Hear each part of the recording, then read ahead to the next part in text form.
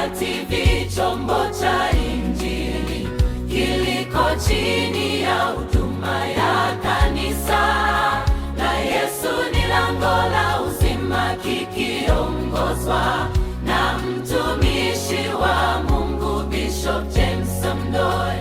Hapa utapata mafundisho ya uhakika ya neno la Mungu yatakayojenga maisha yako ya kiroho.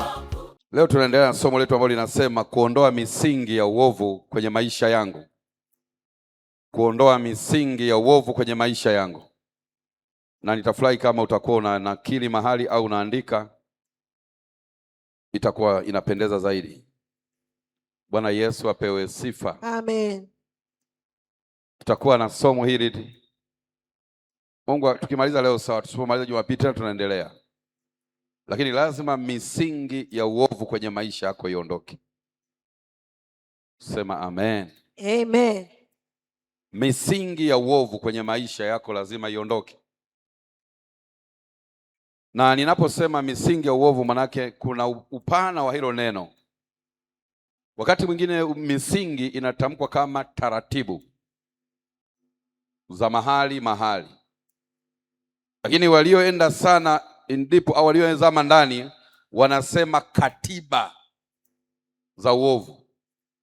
Katiba za nini? Za uovu. Huwa kuna katiba zinawekwa mahali, katiba za uovu ambayo mtu haruhusiwi kutoka nje ya hiyo katiba, wala haruhusiwi kwenda kinyume na hiyo nini? Katiba.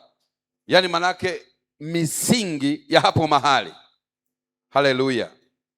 Kuna misingi inaweza kuwekwa kwenye familia. Kama mimi Mdoe naamua kwamba familia yangu itaenda hivi, itaishi hivi, itakaa hivi, itakuwa hivi. Na ninawaambia watu wangu kwamba wote wajukuu wote waende hivi. Haleluya. Kwamba ni nini? Ni misingi ninayojiwekea mimi. Na vizazi vinavyokuja vyote vitatembea katika hiyo nini? Misingi ya familia yangu. Lakini pia kuna misingi ya koo. Kuna koo fulani zina misingi ya kwao.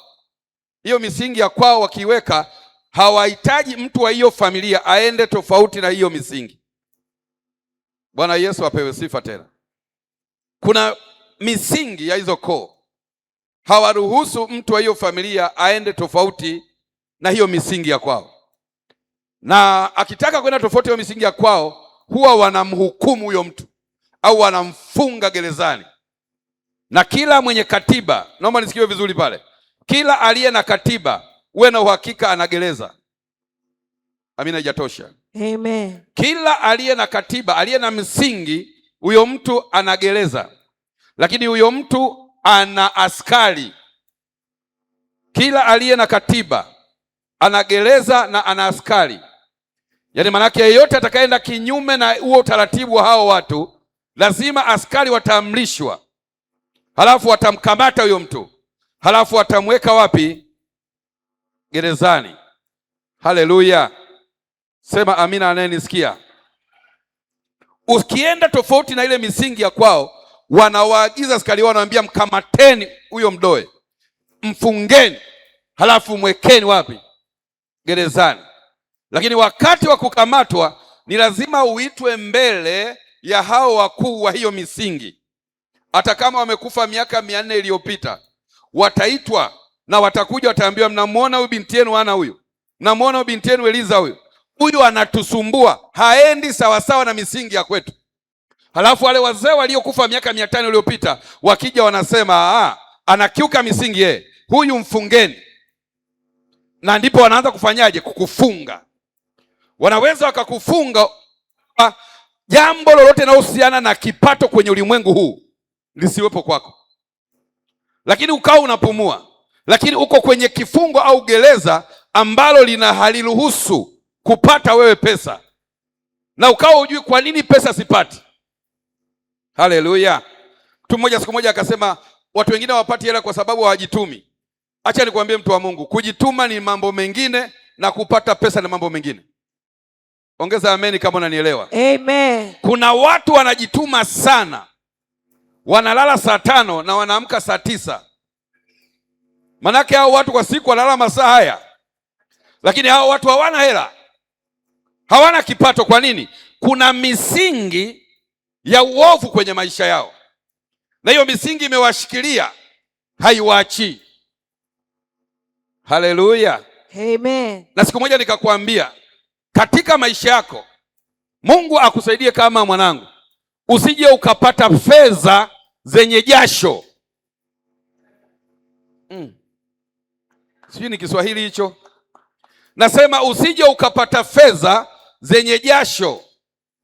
Pesa yenye jasho haikai mkononi mwa mtu, kwa sababu pesa yote yenye jasho imeshaandikiwa kwamba yenyewe ni kwa ajili ya kula tu.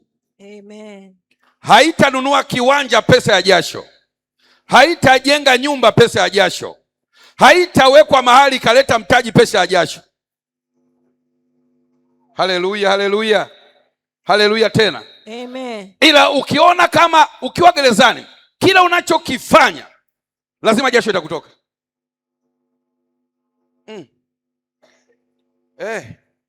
Hata kupiga simu, unaweza ukapiga simu, unapiga simu, unaongea masaa 4, unaenda huku unazunguka, unaongea simu mpaka jasho inatoka. Ukiona tu umefuta hiyo jasho ukadondosha hivi, ujue tayari wewe uko kwenye kifungo cha misingi ya uovu. Haleluya. Amen. Pesa yoyote yenye maendeleo, unatoa maelekezo. Amen. Kwamba Agnes, chukua hii pochi mpelekee mzee Evodi, Evodi atakupa pesa. Halafu mimi mdoe naye mwagiza Agnes, natakiwa niwe hapa, sijashika hiyo pochi, bali mimi namwagiza Agnes. Amen. Agnes akienda pale, pesa inatoka pale inakuja pale, halafu inakuja kwangu. Hii sasa, hii pesa hii naweza kununua kiwanja nikajenga, naweza kununua shamba nikalima, vitu vikaonekana. Amen. Haleluya. Sababu Biblia inasema kwamba utakula kwa jasho. Maana kila pesa inayokutoa jasho wewe maishani mwako, uwe na uhakika hiyo pesa ni kwa ajili ya kula, kwa ajili ya msosi tu. Sema amina katika jina la Yesu. Amen. Ongeza amen katika jina la Yesu. Amen. Ibada ya leo tutaenda kuvunja kila aina misingi ya uovu, na kila pesa unayoitaka utasema tu peleka, toa mzigo Kariakoo upeleke Tunduma, halafu hela zinaingia kwenye akaunti. Sio wewe mpaka ufike Kariakoo, simu inatosha, kwa sababu kwenye laana, kwenye mahukumu haupo tena katika jina la Yesu. Amen. Haleluya. Amen. Haleluya tena. Amen. Haleluya tena. Haleluya tena. Katika watu wanatakiwa wapate hela kupita wote, unajua watu gani? Madereva wa madaladala wanatakiwa wapate hela kupita watu wote. Madereva wa nini? Unajua wanalazima gari saa ngapi? Unasema saa 6, kumbe imeshaongezeka saa 1, saa 6. Unajua wanaamsha gari saa ngapi? Wanalala saa ngapi? Kwa nini hawa hawapati hela hawa? Kama pesa ni kujituma.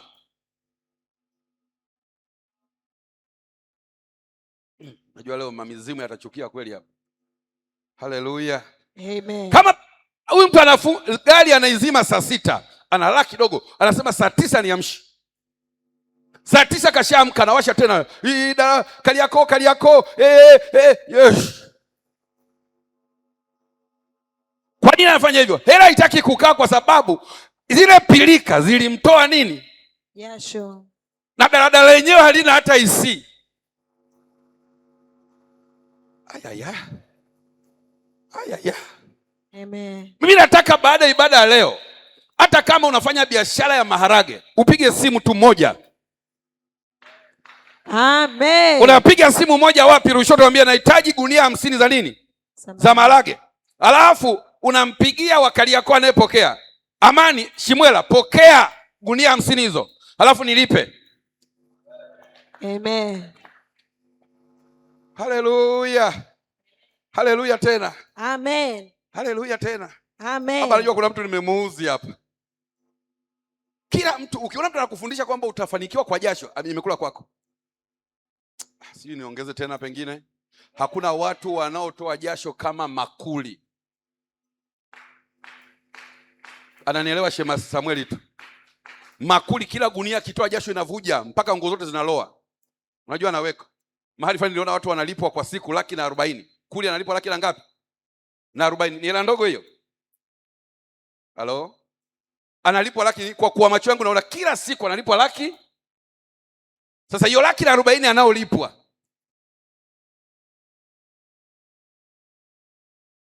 Sijui kama naongea na watu wa rohoni hapa. Amen. Umuulize huyo kuli una nyumba?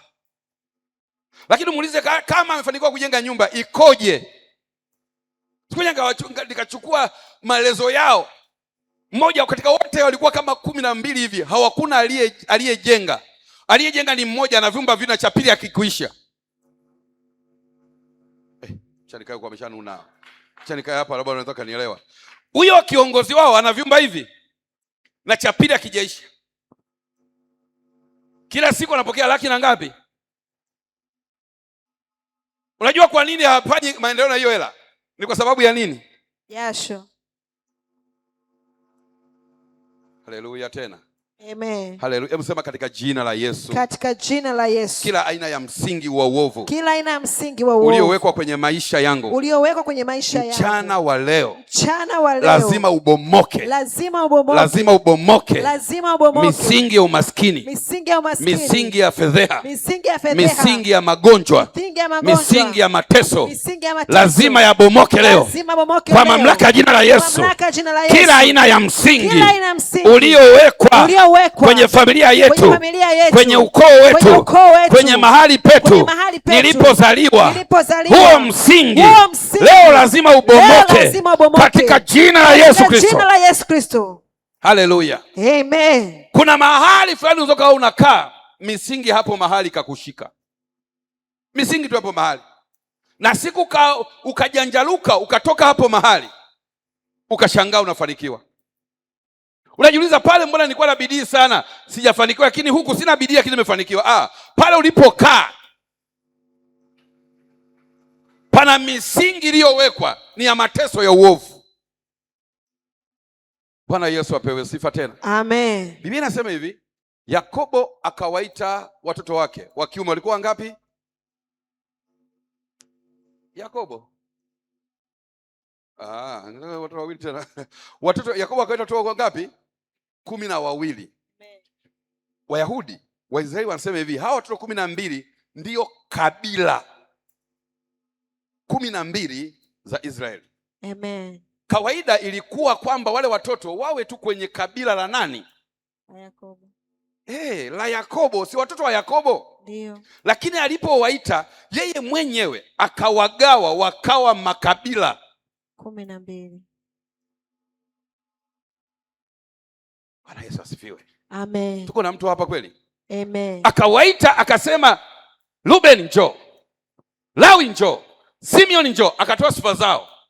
Yuda njoo. Walipomaliza pale, halafu wakatawanyika wakawa kabila 12 za nani? Za Israeli. Za Israeli. Zilipokuwa kabila 12 za Israeli, hawa Waisraeli wakaenda wakajikusanya mahali fulani panaitwa Jerusalemu. Walipojikusanya hapa, wanasema hivi, tujengeni mji, tujengeni ukuta kwa ajili ya kuzingira makabila 12 ya nini? Ya Israeli. Wakashauriana, wakasema lakini kama tunajenga ukuta na huu ukuta ukawe na misingi. Amen. Anasema na huu ukuta uliozingira Yerusalemu na wenyewe tukaujenge ukawe na misingi 12. Nilikuwa na watafakari usiku wa leo. Sijui kama ni wajenzi mpo hapa, si ndio? Wanaposema misingi 12 kwenye huo ukuta wa Yerusalemu, misingi 12, au wamekosea Kiswahili? Kuna mtu anafikiria kama mimi, eti mzee Mshauri, unaelewa ninacho kinachoongelewa? Hii nyumba ujue na msingi mmoja lakini huu msingi mmoja unaweza kuwa na kozi 3 4, si ndio? Lakini hao Wayahudi wanasema sisi mji wetu ujengwe na misingi.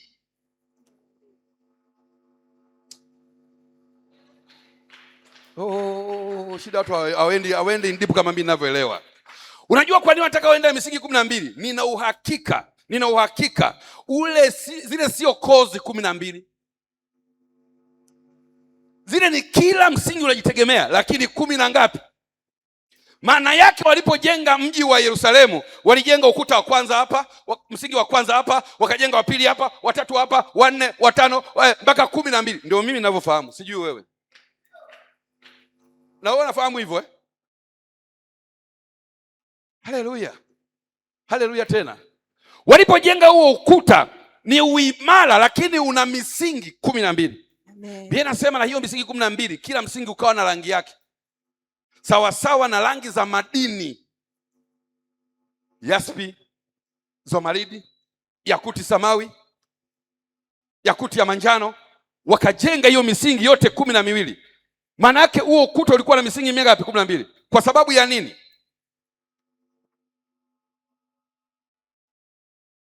Barikiwe sana. Wanajenga 12 kwa sababu ya zile kabila 12. Kabila 12 wakajenga hapo. Haleluya. Amen. Haleluya tena. Amen. Kwa hiyo kodi yao wana wa Israeli ikawa katika misingi ngapi? 12. 12. Haleluya. Amen. Musa anawaongoza kutoka Misri, wanaenda wakafika mahali panaitwa Mara, pana maji ya nini? Machungu. Wakavuka hapo Mara, wakaenda mahali pengine. Jina limetoka kidogo hapo mahali. Walipofika hapo mahali pengine, Biblia inasema wakaikuta mitende 70. Lakini wakakuta pia kuna chemichemi za maji ziko ngapi? 12.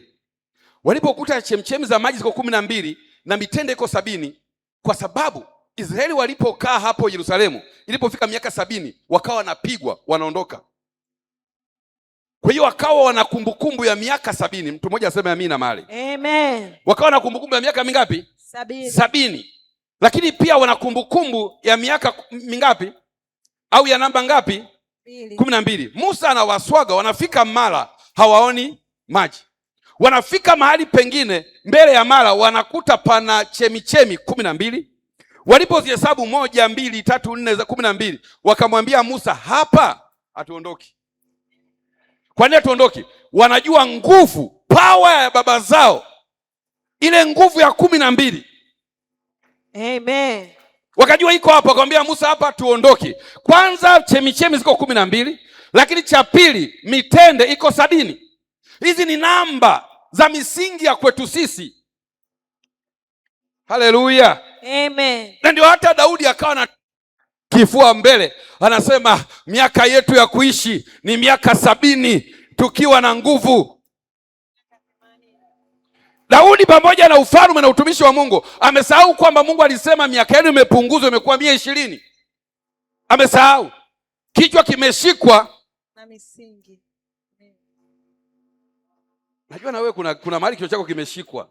Kimeshikwa. Najua na wewe kuna mahali kichwa chako kimeshikwa. Yaani kwetu sisi hakunaga wasomi. Kwetu sisi ni kichwa chako tu kimeshikwa. Kwetu sisi hakunaga matajiri, ni kichwa chako tu kimeshikwa. Kwetu sisi hakunaga wanaoolewa, hakunaga wanaooa, ni kichwa chako tu kimeshikwa. Leo ninapoongea kama mtumishi wa Mungu, kila aina ya msingi uovu kwenye maisha yako lazima utabomoka katika jina la Yesu. Amen. Kila aina ya msingi lazima utabomoka. Iko misingi imejengwa kwenye familia, watu hawawezi wakakaa kwenye ndoa wakamaliza. Iko misingi imewekwa kwenye familia, watu hawawezi wakawa na biashara kubwa. Iko misingi iliyowekwa, watu hawawezi kushika kima fulani cha pesa. Kama yule pale uliyekaa naye karibu. Yule usimwangalie atakupiga. Yaani yeye akifika ametangwa, amekuwa hivi, nywele zinabadilika zinakuwa nyeupe. Kuna hela fulani, kiwango fulani cha pesa haje kukishika. Kwa nini haje kushika? Misingi ya kwao inasema hapana, hapana, hapana. Haleluya. Amen. Haleluya tena. Amen. Leo kila aina ya msingi wa uovu lazima upasuke, ubomolewe katika jina la Yesu Kristo. Amen. Kila aina ya msingi lazima upasuke. Iko misingi iliyowekwa tu watu kwao hakuna fahari. Kuna misingi imewekwa kwenye familia fulani. Hiyo familia haiwezi kuwa na watu wakubwa. Ndio hao sasa hao. Yaani limetokea jambo la 200,000 Unasikia tu jamani, kuna mwingine yuko wapi Kibaigwa, mwingine yuko wapi Chamazi, mwingine yuko wapi Kilombero. Mwambieni kila mmoja mchango 5,500. Kuna mtu kashanuna hapa. Najua kwenu hakuna hiyo. Haleluya. Jamani yani unajua tuna mgonjwa nani mwambieni atoe 5,000, 3,000 mchango 5,500. Nasikia daftari refu. Na katika hizo 5,500 kuna wengine pamoja na hizo 5,500 kuna wengine hawatatoa. Anakuambia sina. Sina. Kwa nini? Haleluya. Amen. Bwana Mungu, hii ni misingi tu ya uovu. Ni misingi tu ya uovu imewekwa kwenye maisha yako. Haleluya. Mimi nataka ibada ya leo wewe ukawe ndio wa kuvunja ile misingi. Yaani wewe ndio ukae wa kwanza kuvunja hiyo misingi katika jina la Yesu. Ifikie nasema na leo nitakuambukiza upako, upende usipende. Bibi yako, babu yako apende asipende, nitakuambukiza upako. Lazima uvunje misingi ya uovu kwenye familia yenu. Amen. Haleluya. Amen. Yaani inafika mahali familia kabisa mnachanga. Jamani tunachanga vipi? Kuna mgonjwa anatakiwa ngapi? 1,200,000 ya operation. Wamama mmefunga kabisa vitenge matumboni. Mnaamsha simu. Ni misingi tu ya uovu. Tukimaliza ibada hii ya leo, litanyanyuka jitu moja kwenye ibada hii ya leo litakalomaliza matatizo ya familia. Amen. Nasema litanyanyuka jitu moja la leo litakalomaliza matatizo ya familia. Amen. Lenyewe likisikia ni milioni nasema basi haya haina shida naituma. Sema amina kwa Yesu wetu. Amen. Sema ameni kwa Yesu wetu. Amen. Najua mashetani hawapendi na walioweka misingi ya uovu hawataki. Lakini Bwana amenituma leo kwamba kila aliyehudhuria ibada ya leo yeye ni mshindi. Lazima atajenga misingi mingine, atajenga misingi imara, atajenga misingi iliyokubaliwa na mbingu. Amen. Haleluya. Lazima lionekane jitu moja kwenye familia, moja tu. Na jitu lenyewe ni wewe uliyekaa hapa. Amen. Hujashangilia hata hujaelewa ninachoongea. Amen. Nasema na jitu lenyewe ni wewe uliyekaa hapa. Kila kinachoinuka kwenye familia nasema namaliza. Mpaka wajue huyu ni nani, katokea wapi. Nilikuwa nasoma andiko moja jana usiku. Nikawa nashangaa kweli. Eti kuna mtu mmoja kisa amezaa tu watoto wanaobadilisha misingi akahukumiwa. Anasema familia ilimfuata ikaenda kwa huyo mtu. Biblia hii ikafika ikamwambia watoto wako wanabadilisha taratibu zetu za misingi ya kwetu. Wako wapi? Akasema mimi jamani wameondoka, hawapo hapa nyumbani. Alivyosema vile Biblia inasema wale watu wakamwambia sasa kama hawapo tunakukamata wewe. Wakamkamata huyo mtu anaitwa Yosani. Yosani kwenye kitabu kile cha Matendo ya Mitume 17 kuanzia mstari wa 5 kuendelea pale. Huyo Yosani wakamkamata, wakampiga viboko baba mtu. Wakampiga kisa nini? Kazaa watoto wanaobadilisha misingi ya mahali. Kumbe mtu mzazi unaweza ukaadhibiwa na nguvu za giza na mizimu ya ukoo na falme za kuzimu kwa sababu tu umezaa katoto fulani ambako kenyewe ndani yake kana misingi ya kubadilisha misingi ya uovu kwenye familia. Wakitaka kukapiga kenyewe kamezingirwa na Bwana, hawakapigiki. Wanasema mama yake sasa mtie kichomi, mama yake mtie kichomi, baba yake. Haleluya. Ndio huyo sasa unashangaa ulipomzaa tu kazi ikaondoka. Unashangaa nimefukuzwa kazi kwa nini jamani? Nimetoka kwenye uzazi na niliomba likizo kabisa ya uzazi. Wanakuambia kazi hauna. Unajua ni sababu ni nini? Uliyemleta duniani ana misingi ya mema, ana misingi ya ukuu. Hawakubali awe pamoja na wewe. Haleluya. Na ndio maana unakuta kuna watu walipozaliwa tu wazazi wao wakafa. Kuna watu wako hapa walipozaliwa tu wazazi wao wakaachana. Kwa nini? Ni kwa sababu hao wamezaliwa wakiwa na nguvu tofauti ya misingi tofauti. Shetani anapoona vile anajua huyu akilelewa na baba na mama atafikia yale malengo, cha kufanya hakikisheni wazazi wameachana. Hapo unashangaa katoto kanakuwa kachokola. Lakini Mungu alivyo mwaminifu hata kakiwa kachokolaa anakafuata bado, hata kakienda kuvuta bangi anakafuata bado. Amen. Hata kakienda baa kunywa pombe anakafuata bado. Amen. Hata kakiwa kachangudoa anakafuata bado. Amen. Ili misingi iliyowekwa ndani mwa Bwana haitakufa hiyo misingi katika jina la Yesu. Nenda ukapokee mema mwanangu. Kila misingi lazima iondoke. Mungu hakubali misingi. Unajua Mungu yuko hivi. Katikati ya miiba anaweza kaotesha mtu wake hapo. Katikati ya miiba kabisa. Yaani katikati ya wachawi, familia ya kichawi, kanatokea katumishi ka Mungu hapo. Kenyewe kamepigwa mikongoto. Hako kanachukuliwaga usiku kanapanda kwenye ungo wa babu yake. Lakini kapo stili kako imara. Kachukuliwa na bibi yake anawekwa mgongoni, kanapaa na bibi. Lakini Mungu anasema wewe nenda nako tu angani. Lakini haka lazima kabadilishe familia hii katika jina la Yesu. Nasema huyo mtu ni wewe katika jina la Yesu. Amen. Mtu ni wewe katika jina la Yesu. Amen. Lazima asimame mtu mmoja. Mungu anasema namtafuta mtu mmoja asimame mahali palipobomoka ili aijenge boma. Kuna mahali boma ya kwenu imevunjika. Amen. Imebomoka hiyo boma, lakini wa kuijenga ni mimi. Pigia Yesu makofi kwa Yesu. Amen. Wa kuijenga hiyo boma ni wewe wa mahali hapo. Wewe ndio wa kuijenga hiyo boma. Haleluya. Amen. Ibrahimu amekaa mahali kwa baba yake mzee Tera. Anashangaa Sara azai. Sara apati mimba. Mzee anasema vipi? Mungu anamwambia wewe unataka mtoto wafuko kwa baba yako? Anamwambia toka. Haleluya. Anamwambia toka.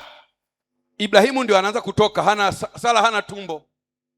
Anatoka na mke wake. Na mpambe wao Lutu wakafuata. Wakatoka, hana nini? Tumbo. Anafika hapo mahali anakaa. Siku ya kwanza, ya pili, ya tatu, anaona ugeni wa malaika unakuja. Kuna mahali ukikaa kwa ajili ya mipaka ya hapo mahali, kwa ajili ya misingi hapo mahali, hauwezi kuona malaika. Kuna mahali ukikaa, eneo fulani ukikaa, misingi hapo mahali haikuruhusu wewe uwe na kiroho. Amen. Kuna mtu aliyenielewa hapa? Kuna mahali eneo unaweza ukakaa, huwezi kuwa na ukiroho, huwezi. Haleluya. Ngoja nikwambie, utaweza kunielewa. Kuna mtu labda ulikuwa unafanya uovu sana mahali, uovu. Lakini ukijiuliza kuna mahali ukienda, ile nguvu ya kufanya ule uovu inakuvaa. Amen. Si mtu wa pili aseme amen. Amen. Kuna mahali ukienda, ile nguvu ya kufanya ule uovu. Mimi nimeokoka, mimi sinywi, silewi, sinywi pombe, sinywi kileo, mimi nimeokoka. Uko wapi? Kanisani. Uko wapi? Kibeberu. Uko wapi? Kitunda. Sasa unaondoka unaenda wapi? Halo? Unaenda Kigamboni labda kumsalimia nani? Shosti, rafiki tu. Ukifika pale unashangaa hamu, kiu ya ile pombe imekuja mara 10.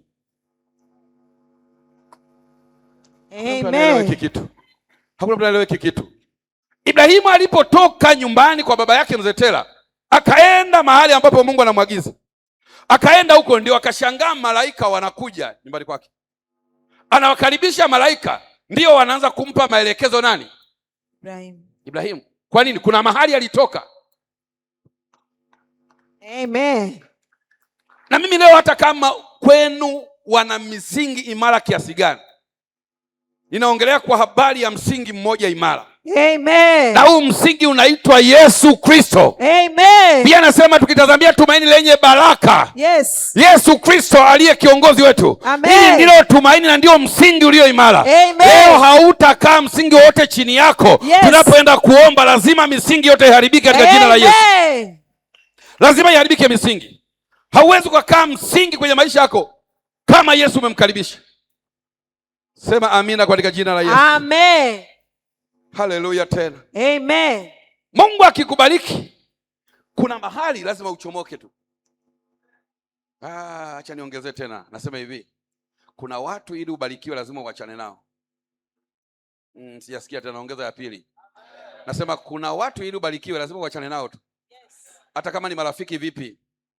Ili ubarikiwe, ukiona umekaa na rafiki miaka mingi haviendi, achana huyo mtu. Amen. Hakuna amen inaongezeka pale. Amen. Achana huyo mtu. Yaani una rafiki wewe mwaka wa 7 na mambo hayaendi. ujue tu huyo mtu ana misingi ya uovu. Amen. Lakini wewe kwa kutokufahamu umegandamana kukaa naye hivi. Mwambie tu niko bize. Yes. Mwambie mambo yamekuwa tu mengi rafiki yangu, shosti, tutakutana Jumapili kanisani. Amen. Na mkifika kanisani ni Bwana Yesu asifiwe, hongera, nimekuona, ubarikiwe. Alafu Amen. Haleluya.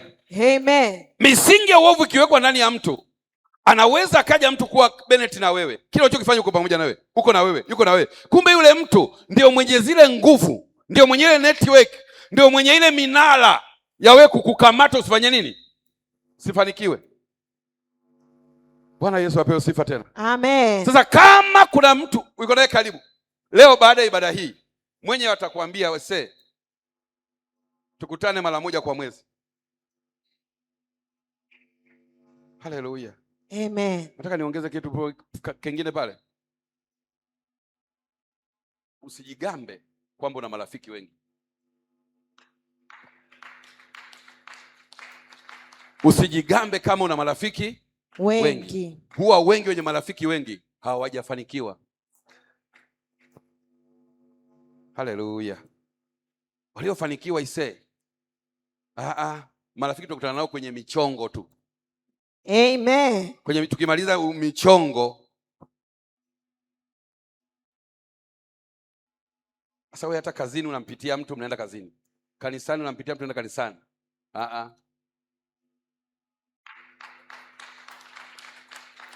Haleluya. Ujichunguze nani na kuwa naye karibu. Mbona vitu halafu baada ya pale sema kuna misingi ya uovu kwenye maisha yake, kwenye mwili wake. Huyo mtu kuanzia leo naipasua misingi inaenda pasuka. Amen. Bwana Yesu apewe sifa sana. Amen. Mungu alimwandaa Sauli akamwekea misingi ya utumishi. Alimwekea misingi ya nini? Ya utumishi. Biblia inasema kwenye kitabu kile cha Matendo ya Mitume sura ya 16 kuanzia mstari wa 17 kuendelea. Matendo ya Mitume 16:17 kuendelea. Anasema hivi, alipomwandaa Sauli kama mtumishi wake, huyu Sauli shetani akamchukua Sauli akamtumia yeye. Shetani anamtumia Sauli, lakini kumbe ndani ya Sauli kuna misingi ya mema. Ndani ya Sauli kuna misingi ya nini? Ya mema. Na Sauli akawa anatumikishwa na shetani, lakini Mungu aliyeweka misingi ndani yake ya mema hajawahi kuiondoa kule ndani. Hata mimi nakwambia wewe uliyekea hapa, kuna namna Mungu ameweka tu misingi ya kubadilisha ile familia. Ipo namna. Ipo namna wewe uliyeka hapa. Kuna namna Mungu ameweka misingi ya kubadilisha ule ukoo. Iko hiyo misingi. Na hiyo misingi haijaondoka hata kama huna kitu. Ulikuwa unasubiri siku kama ya leo, majira kama haya, kinywa cha kuhani kitamke kwamba bomoa misingi ya uovu, halafu simamishe. Haleluya. Biblia inasema Sauli akawa muuaji. Anaua watu wa Mungu. Na yeye akawa anaangalia tu. Ukisema Yesu Yesu tu. Ukisema Yesu Yesu tu. Siku Yesu mwenyewe akiingilia kati akasema huyu ni mbabe sana huyu. Na Yesu ni hatari. Unajua kilichotokea? Eti nikisoma ile kitendo cha Matendo 9 anasema eti Paulo alipigwa mtama. Huyu Yesu wa vituko. Huyu bwana mdogo ni hatari. Yaani jitu niliuaji, halafu linaelekea Dameski, lina waraka wa mfalme na kuwa walokole, linatembea kijeshi hivi. Halafu eti Yesu akutana nao barabarani, cha kwanza Sauli anashangaa, mtama umetokea wapi? Biblia inasema hakuona. Amedondoka chini, anasema hey, nabani nakufa. Anasikia kajamaa kanamwambia Sauli, Sauli, Sauli, mbona waniuzi? Alikuwa jamaa anadharau kila mtu. Aliposikia sauti akasema, "Ni nani bwana wangu?" Akamwambia, "Ni mimi Yesu unayeniuzi." Hata mtu aliyekutesa, anayekuloga, anayehangaika na maisha ya watoto wako, leo ataisikia sauti ya Yesu. Nasema na yeye atakula mtama leo. Hataweza kuona, atasikia sauti ya mwanaume Yesu. Hata anayefuatilia sana maisha yako leo atakula mtama na yeye. Akija kuinuka adabu imempata. Biblia inasema alipoanguka chini, anasema ni nani? Anasema ni mimi Yesu unayeniuzi. Akabebwa pale. Biblia inasema wale jamaa walikuwa nao Paulo walisikia kile kishindo, wakasikia na ile sauti inayosema Sauli, Sauli, mbona uniuza? Kwa nini hivyo? Mungu alikuwa ameweka misingi ya utumishi mkubwa kwa Sauli. Shetani akamchukua mateka, akamfanyisha kazi ya kishetani.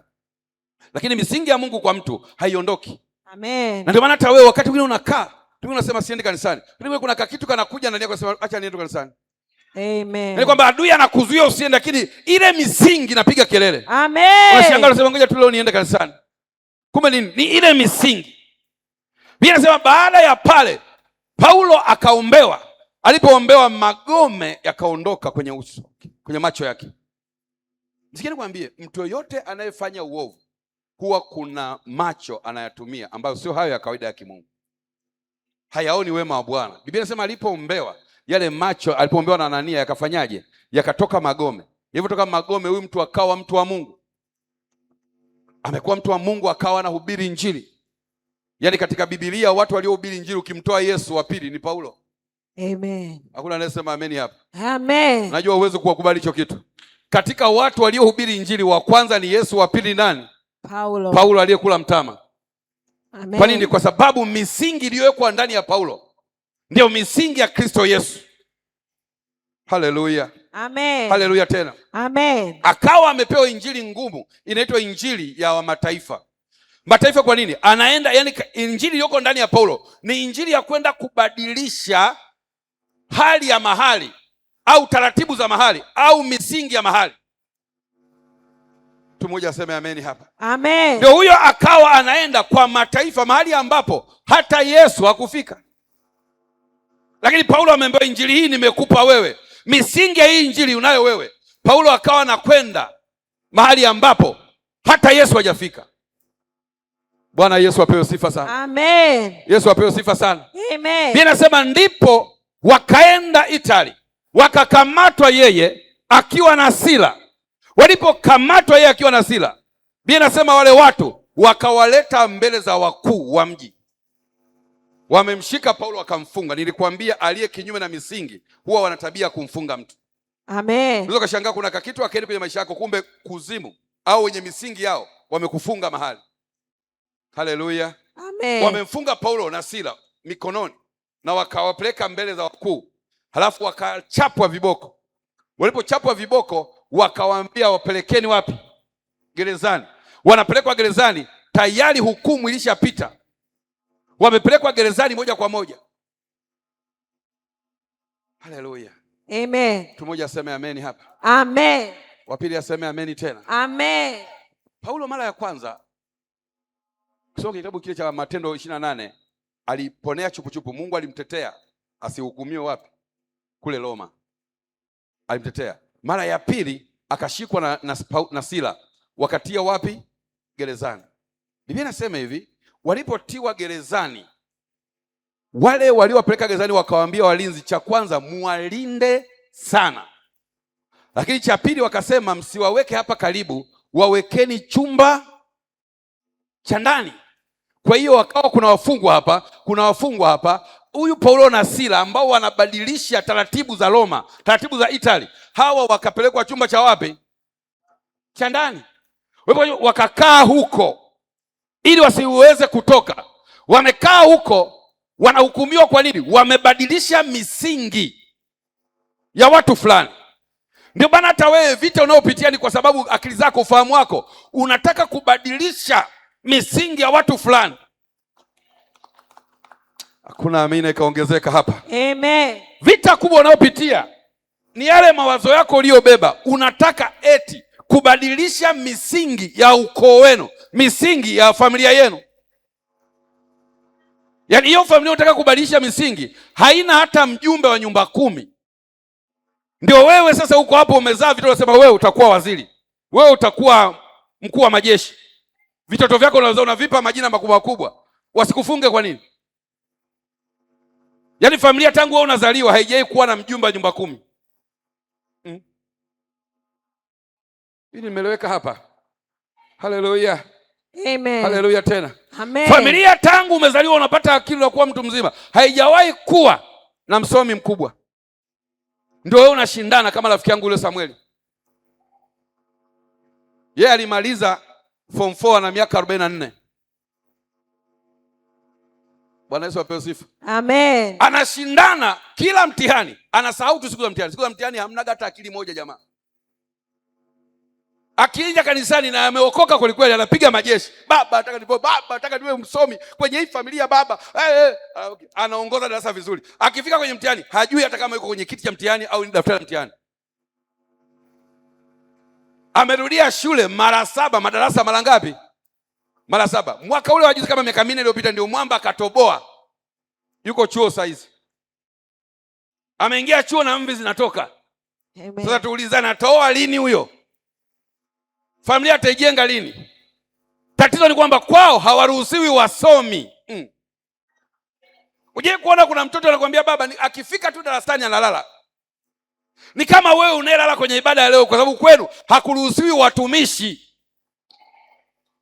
Yaani kwenu hawaruhusiwi wachungaji, manabii, mitume haruhusiwi. Ndio maana kwenye ibada leo lazima ulale. Kwa sababu gani? Wanasema acha yapite hayo nawe asisikie. Amen. Leo hata ukilala nitakuamsha. Amen. Kwa nguvu za Bwana wa mabwana. Amen. Nasema hata ukilala leo utaamka tu. Amen. Haleluya, haleluya. Wewe ukiona mtu analala kwenye ibada ujue kwao hakuna watumishi. Sasa kenyewe ndani kana misingi ya utumishi. Kakija hapa bibi anakuja anaweka nini? Pazia. Alafu unasikia kama kaupepo kabichi hivi. Kumbe bibi anasema wewe unataka unamsikiza mdogo, unataka kuwa mchungaji. Sema amina mahali fulani. Amen. Sema amen tena. Amen. Haleluya. Mwanangu mmoja akapambana mahali, tulikuwa tunasali kule, wanajua hiyo story. Alipambana kweli, akaenda akanunua kigari kidogo hiki.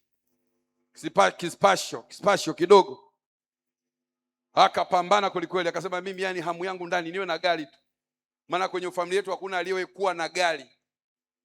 Haleluya. Naomba mumzuie huyo. Haleluya. Anasema kwetu hakuna aliye na nini? Na gari. Mungu akafanya miujiza bwana. Maombi yakawa ya siku ndefu, akapata kaspasho. Amelala kusingizini, akakuta watu wakadondoshea mawe kaspasho.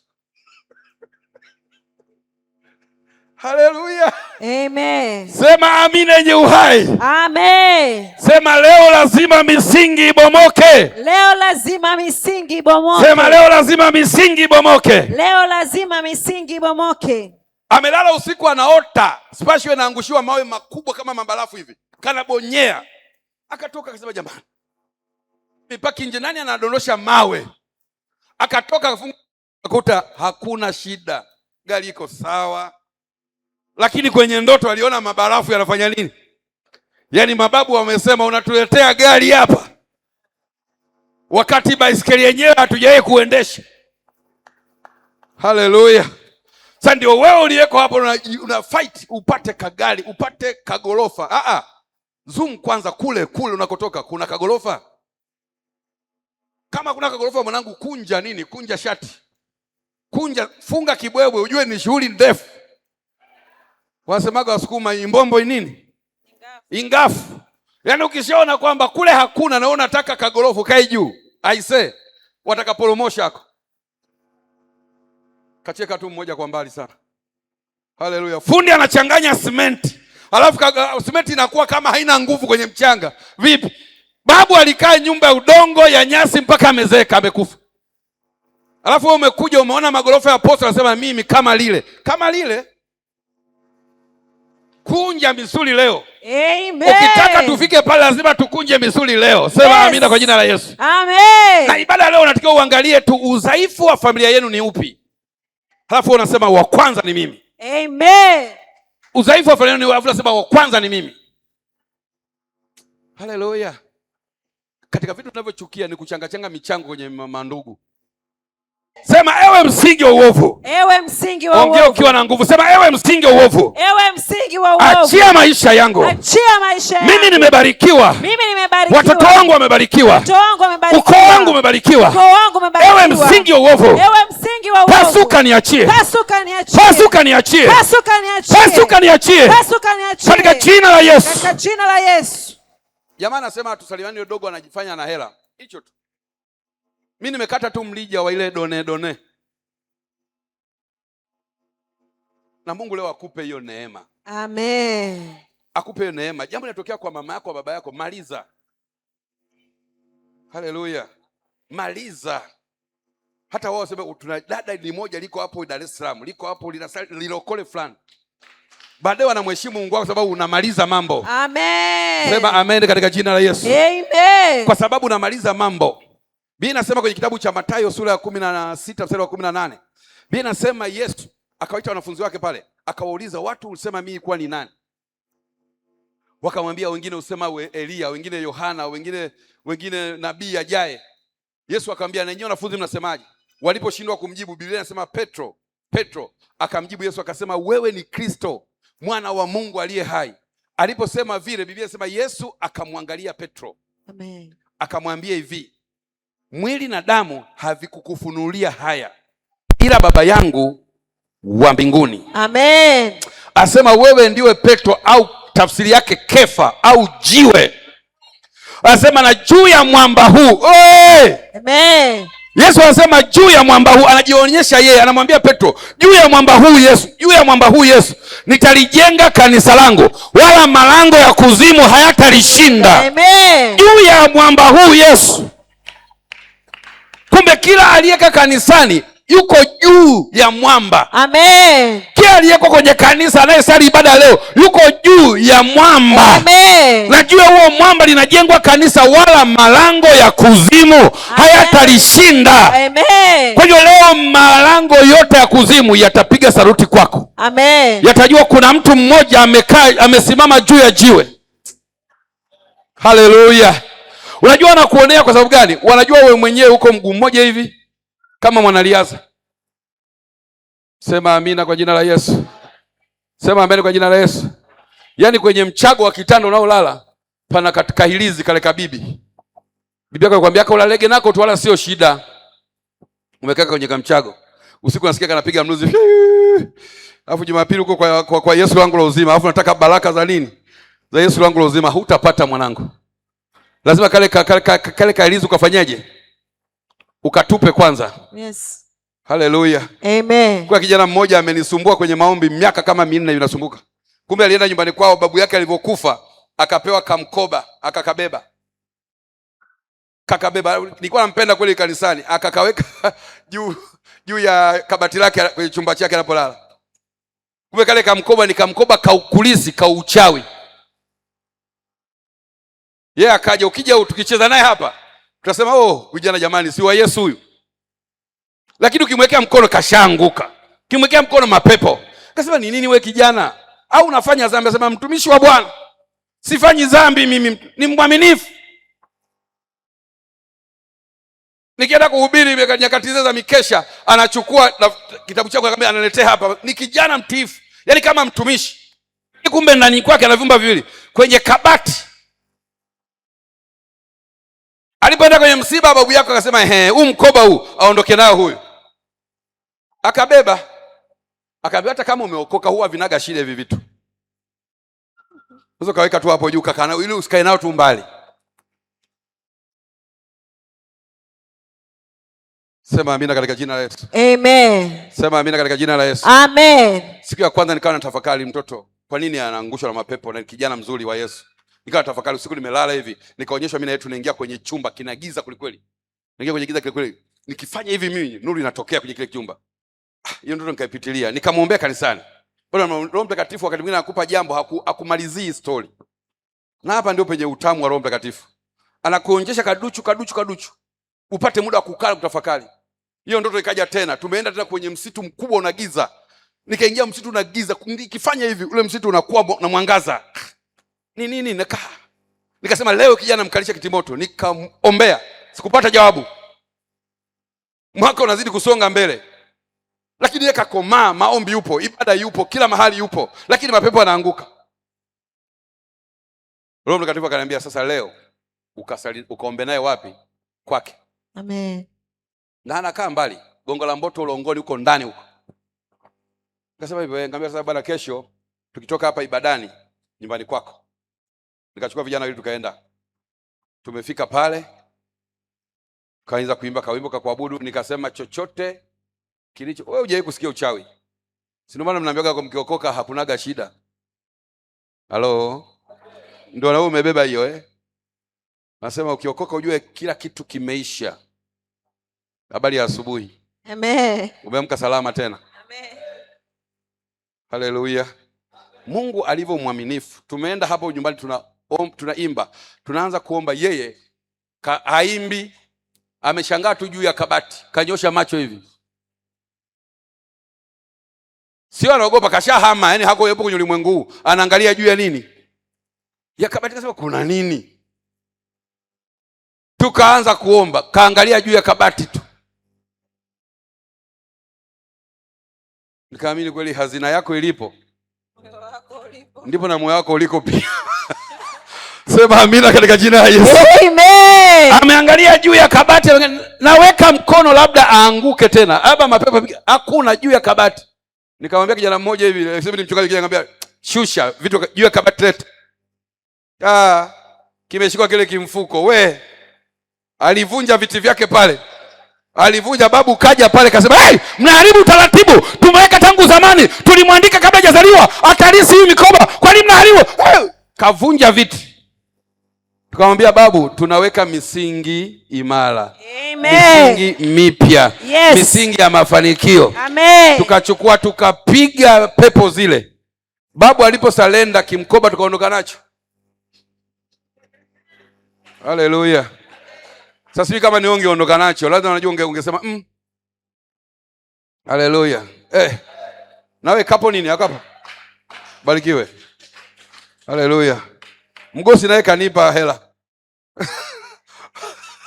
Bwana Yesu asifiwe. Mgosi analalaga sana kwenye usingizi. Labda leo huyu kuna msingi unabomolewa kwake. Amen. Maana ukianzaga kuhubiri tu analala hivi yani kabisa mpaka tunamwamsha. Ukiona hivyo ujue leo babu kashashtuka. Ili mradi umetoa sadaka na enda kunywa Pepsi, unafunguliwa, misingi na bomoka leo. Amen. Nasema lazima misingi bomoka katika jina la Yesu. Amen. Hii habari ya kuolewa leo umeachwa kesho ni misingi tu ya uovu imejengwa kule. Yes. Nasema hii habari ya kuoa leo umeacha kesho ni misingi ya uovu imewekwa kule. Lakini leo ikibomoka hivi utasikia majina tabadilika kwenye ndoa yako. Yes. Lazima kuna namna utaitwa kwenye ndoa yako. Amen. Kuna jina zuri utaitwa kwenye ndoa yako. Aliyeelewa na aseme amina kubwa mpaka sasa. Amen. Haleluya. Amen. Yaani furaha ni honeymoon tu. Zikiisha tu vichwa. Zile siku 3 zile ndio kidogo mnaangaliana kwamba jamani huyu ni malaika ni mtu, ni malaika ni mtu. Mkimaliza tutoshika jamaa akakunja ndita. Kwa nini? Kumbe misingi ya kweli inasema hauwezi kukaa na nani? Na mume au na mke. Mbona kuna mtu amesema amen huko? Kuna misingi imewekwa mahali huruhusi kukaa na mume, haiwezekani. Na ndio maana tunaweza kucheka mchana kutwa na mashosti. Haleluya. Akija tu jamaa utafikiri mwalimu mkuu. Sema amina kwa jina la Yesu. Amen. Wewe jiuliza ananuna kwa nini yeye anune? Misingi ya kwao hairuhusu kukaa na mume. Yaani kuanzia bibie yule, sio anamuita bibi gani yule? Akaja bibi yule mkubwa, akaja bibi huyo mdogo, wote wamezaa ndoa 7. Wote kila mtoto na baba yake. Halafu wewe ndio uko Yesu lango lazima unasema mimi nitadumu. Lazima ufuate protocol na huko. Kwamba ni lazima uvunje kwa na misingi, yes, uweke misingi mipya. Yaani wewe ndio uwe mjenzi wa kwanza wa foundation ya Bwana. Kwa Bwana katika jina la Yesu. Amen. Wewe ndiye uwe mjenzi wa kwanza. Unasema misingi ya kwangu hii, ya watoto wangu ni hii. Siku mimi ngawaita watu wangu ngambia nyie mna bahati sana nyie. Nikamwambia misingi niliyoibomoa ili nyie mnakula hapa chips. Haikuwa rahisi. Haleluya. Amen. Haikuwa rahisi. Ilikuwa misingi ya uovu kweli kweli. Hiyo misingi ilikuwa ni kila kitu kazuri tu. Natapika. Habari yako? Umeamka salama? Chapati ni kila chapati tu. Natapika. Na ikigeuzwa naipenda, naona inapogeuzwa na ikiletwa pale sema yes. Nikimaliza kula tu mimi. Vipi? Misingi nasema kwenu ni kula tu ugali uliolala jana na uji na ndizi za dalili. Haleluya. Alafu unataka chapati yenye siagi. Imenisumbua. Halafu ni kila yani samaki mzuri, yani sato, ni kimla sato. Naanza kubabuka upele. na nimeokoka. Habari ya asubuhi. Amen. Sasa wewe mnemjua nyinyi, mimi nikila vizuri yenye hasa minofu, nikipenda nikapiga minofu vizuri. Kesho tu mpaka namuoa huyu mama hapa, ananiambia basi baba usile nini? Usile samaki. Kwa hiyo mimi nikawa na mboga za majani zinawekwa na nazi nini. Nafikiri haile. Kumbe tu misingi uovu inakataa nisile nini? Nisile manyama. Sema amen mahali fulani. Amen. Hata wewe kuna kitu ukiona mtu yoyote tu hali kitu fulani kinamzuru, ujue kuna misingi uovu kwenye familia. Yesu anasema tangu sasa mtu asiwahukumu ninyi kwa habari ya vyakula. Yaani chochote chakula wewe kula. Kula. Haleluya. Wameleta sijui ngisi wewe kula. Wameleta pweza wewe kula. Wameleta majiongoo kula. Wameleta yale makonokono ya baharini wewe kula. Kuna mtu mmoja kacheka, mimi nakula sasa hivi vyote. Hata kiungo cha mtu labda nigundue kwamba hiki ni cha mtu ndio nitaacha. Kwa huruma. Lakini mimi kitu nyama yote na hasira nayo nakula. Haleluya. Amen. Haleluya tena. Amen. Sikia nikwambie, hoteli zisizokuwa na majiongoni hizo za kibeberu ujue. Halo. Amen. Hoteli zisizokuwa na majiongoni za nini? Za kibeberu. Hoteli zote nyota 5 zina majongoo. Na mijusi imo. Sasa utafika pale huko na matajiri sio na wewe unataka kupata upako utajiri. Wenzako wanaagiza makonokono ya nini? Ya baharini. Alafu unaanza kusema unajua mimi yani kwa kweli. Kumbe misingi. Haleluya. Amen. Yaani mimi wakileta kwanza nauliza ndimu imewekwa? Haleluya. Nikawa nahubiri Chato, jamaa mmoja mtu mzima njemba kama hii hapa. Ikaanza kurusha ngumi. Nilikuwa na nani? Yohana mzee wa Sebene na yule Shedraki Mabula yule. Na mke wangu alikuwepo. Na nani huyu? Damalisi. Ile jamaa linapiga vitu. Niko kama kuna hubiri piga vitu. Nilikuwa naongea habari ya nini? Ya misingi ya uovu kama ninavyokufundisha. Baada yule jamaa nikamuombea. Nilipomuombea akatapika shanga. Ukiingia kwenye Facebook utaona hiyo ushuhuda. Akatapika nini? Shanga, zile kacha zile mnazovaga mikononi vijana wa leo. Si mnazipendaga sana zile? Na ukiwa Yesu wangu lazima sitaki uvae hiyo.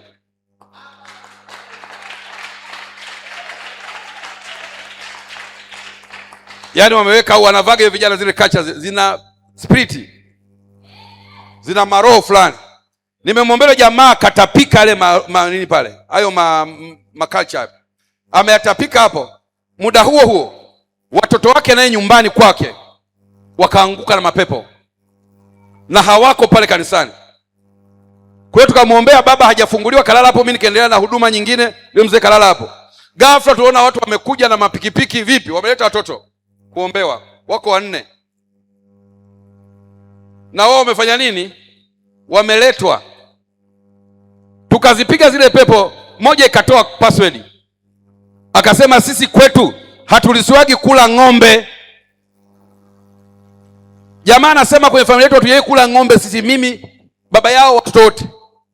Tukaombea pale walipofunguliwa, nikamwambia sasa pastor moja ndio Rebeka, nikamwambia pastor leta ng'ombe hapa. Wakaletewa ng'ombe pale wakala wakashiba, hakuja kutokea. Mpaka leo ni marafiki zangu. Amen. Pastor tunakula mishikaki.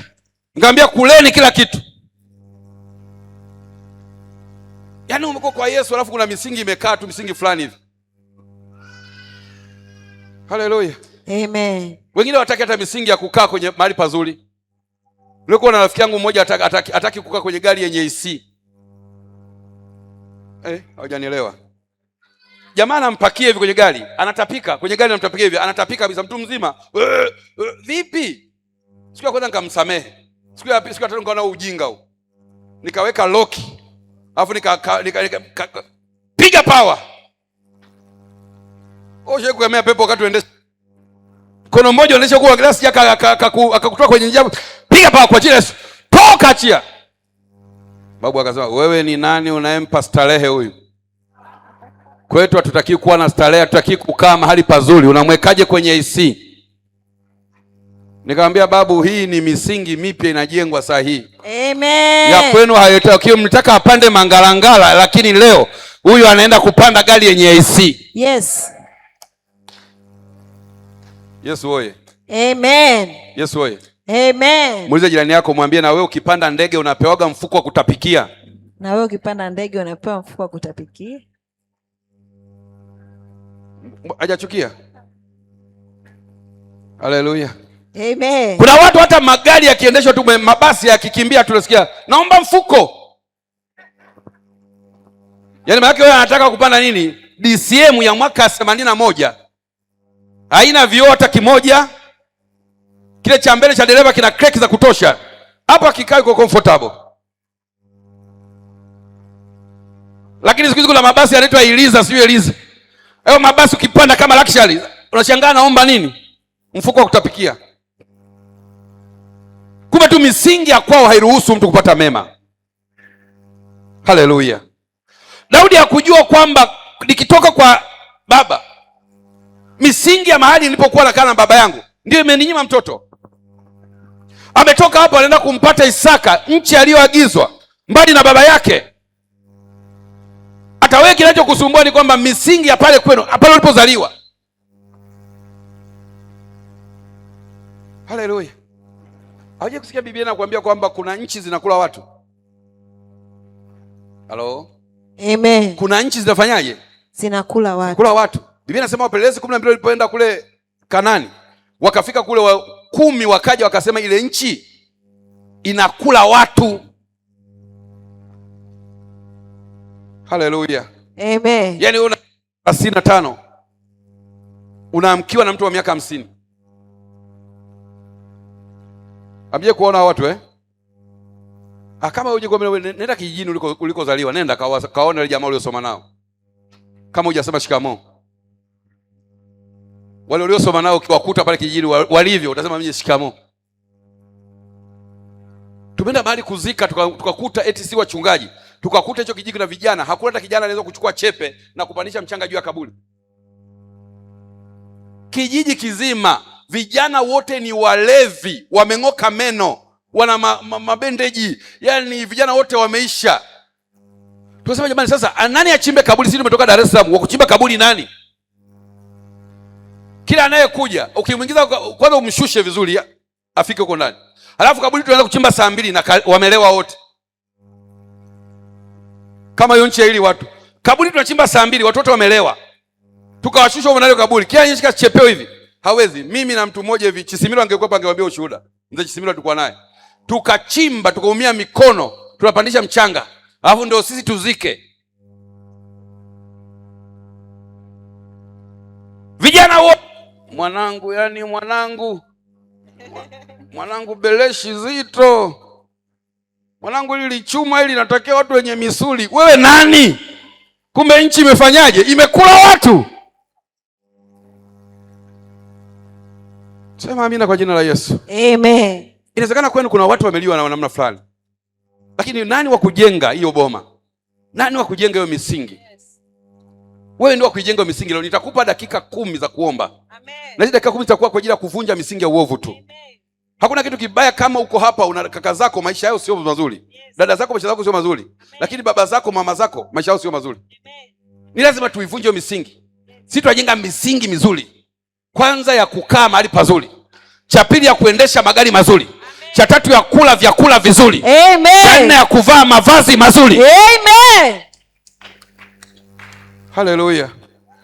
Wewe unashangaa mtu umenunua naye gauni leo siku ya kwanza. Yaani wewe umevaa mara moja tu la kwako limeshapauka. Unajua hii gauni gani mimi au mimi nimeuziwa fake? Kwenu wanapaushaga nguo. Haleluya. Amen. Kwenu unakuta nguo zinapauka. Wamekusanyika familia nzima, wote nguo zimepauka zote. Kwa aliyenielewa na kunisikia leo akapata mamlaka ya kuvunja hizo misingi, Mungu anaenda kujenga msingi mpya leo. Amen. Nasema Mungu anaenda kujenga msingi mpya leo. Amen. Biblia inasema walipomweka Paulo na Sila gerezani, cha kwanza lilikuja tetemeko kwenye lile gereza, lakini cha pili kilichofanyika anasema misingi ya gereza ikavunjwa. Ile misingi ya gereza ili kwamba nini? Misingi yote itakayojengwa itajengwa katika habari ya Paulo na nani? Na Sila. Hata wewe leo misingi itakayovunjika kwenu, ya familia yenu, ya ukoo wenu, ya uzao wenu, itajengwa misingi ya baraka, ya mafanikio katika jina la Yesu. Amen. Iko misingi itajengwa leo, utamshangilia Bwana. Bwana Yesu apewe sifa sana. Amen. Yesu apewe sifa tena. Amen. Nasema Yesu apewe sifa tena. Amen. Kila aina ya msingi lazima ubomoke wa kiuovu. Haleluya. Amen. Sema amen, amen. Amen. Kila aina ya msingi lazima ubomoke. Msingi uliosababisha watoto wa familia kuwa mateja leo lazima ubomoke. Msingi uliosababisha mabinti wa familia kuwa machangudoa lazima ubomoke. Msingi uliosababisha watu wa familia kuwa maskini lazima ubomoke. Halafu baada ya pale tutajenga msingi ulio imara, na kila aina ya mzimu wa kwenu, mapepo ya familia lazima atakuachia. Yatajua kuna mtu yuko Dar es Salaam, Yesu wangu la uzima, huyo amejenga msingi ulio imara. Sema amina katika jina la Yesu. Nataka tusome kitabu hiki mara moja cha Isaya. Kitabu cha Isaya. Asante Yesu. Amen. Asante Yesu. Amen. Oh, asante Yesu. Amen. Haleluya. Amen. Wewe waweza. Amen. Wewe unaweza. Amen. Oh, asante Yesu. Amen. Haleluya. Isaya 28:16. Au tutasoma kitabu cha Matendo ya Mitume tumalizie. Amen. Kitabu cha Isaya sura 28 mstari wa 16. na ule mstari wa 16, neno la Bwana linasema, Ndio. Kwa ajili ya hayo Bwana Mungu asema hivi. Kwa ajili ya hayo mateso, kwa ajili ya hiyo taabu, Bwana Mungu asema hivi. Tazama, naweka jiwe katika Sayuni. Ninaliweka jiwe katika Sayuni. Liwe msingi. Hili jiwe ni liwe msingi. Jiwe lililojaribiwa. Hili jiwe limejaribiwa sana. Jiwe la pembeni lenye thamani. Hili jiwe la pembeni lenye thamani. Yes. Msingi ulio imara. Msingi ulio imara. Yeye aaminie hatafanya haraka. Mshangilie Bwana Yesu kwa makofi. Amen. Anasema tazama, naweka jiwe lililo imara katika Sayuni. Anasema jiwe hilo limejaribiwa, limehakikishwa. Kumbe Yesu aliwekwa mahali pa watu wa Mungu ili kila atakayemwamini Kristo asiwe kateleleka. Mahali fulani Yesu anasema heri mtu yule aliyejenga nyumba yake katika mwamba, pepo na mvua zikija nyumba yake haitaondoka. Amen. Anasema atafananishwa na mtu mwenye akili. Kumbe mtu anatakiwa ujenge nyumba yako kwenye msingi wa jiwe. Amen. Na Yesu Kristo ndiye jiwe. Amen. Yesu anasema yeye ni jiwe kula wapi? La pembeni. Yaani mshikizo wa nyumba. Yes. Mshikizo wa maisha yako, mshikizo wa familia yako unashikiliwa na Kristo Yesu, sababu yeye ndiye jiwe kuu la pembeni. Amen. Yeyote aliyejenga msingi kwenye maisha yako tofauti na msingi wa Kristo Yesu, mchana wa leo utabomoka. Amen. Nasema yeyote aliyejenga msingi usio na mawasiliano na uhusiano wa Kristo Yesu, mchana wa leo lazima ubomoke huo msingi. Amen. Hata kama umeujenga kwa kafara za damu utabomoka. Amen. Hata kama umejenga kwa kafara za sadaka za kichawi utabomoka huo msingi. Amen. Sema amen kubwa kwa jina la Yesu. Kitabu cha Matendo ya Mitume sura ya 17 mstari wa 5 mpaka wa 7. Amen. Nitasoma kwa jina la Bwana. Ndiyo. Na Wayahudi wakaona wivu, wakajitwalia watu kadha wa kadha, wakachaguana kwenye kundi lao watu kadha wa kadha, katika watu wa ovyo wasio na sifa njema. Katika watu wa Kiyahudi wa ovyo wasio na sifa njema, Wayahudi wakajichagua. Nao wakakutanisha mkutano. wakafanya ghasia mjini. Wakafanya ghasia mjini. Wakawaendea watu wa nyumba ya Yasoni. Rudia tena. Wakawaendea watu wa nyumba ya Yasoni. Wakawaendea watu wa nyumba wa Yosani. Wakataka kuwapeleka mbele ya watu wa mji. Wakataka wawakamate watoto wa Yosani wawapeleke mbele ya watu wa mji wakawashtaki. Amen. Na walipowakosa nyumbani mwa baba yao watoto, wakamkokota Yasoni, wakamwambia, wewe baba uliyewazaa watoto ndio mwenye kosa.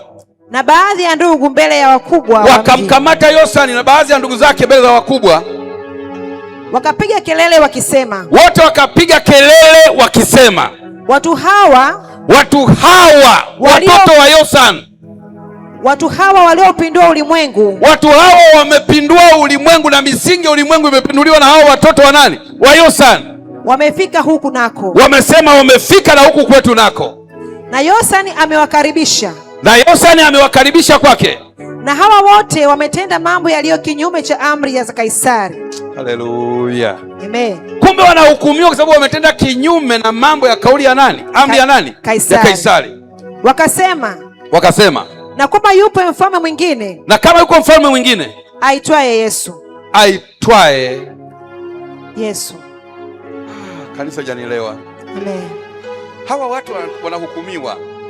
Walipohukumiwa pelekwa mbele za mabaraza, wanawaambia wale watu, hatufanyi mambo ya kanuni ya wafalme kwa sababu yuko mfalme mwingine aitwaye nani? Anaitwa Yesu. Amen.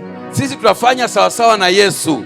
Amen. Tutafanya katika misingi ya nani? Ya Yesu. Amen. Na mimi leo nataka kila aliyewahi kufuatilia maisha yako asikie kinywa chako kinasema yuko mfalme mwingine. Amen. Wanaweza kujua wafalme ni wale wa familia yenu walioweka misingi ya uovu, lakini leo utawaambia yuko mfalme mwingine. Amen. Ambaye kwa huyu nitamwabudu, kwa huyu nitamtumikia, kwa huyu nitatembea katika yake.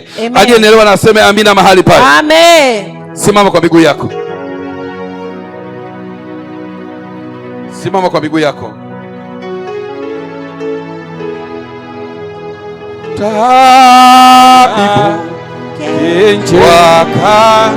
Tabibu,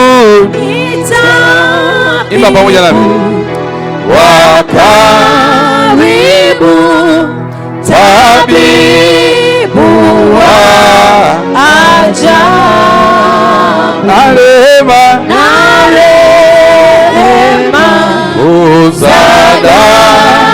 daima, dawa yake njema. Imbeni,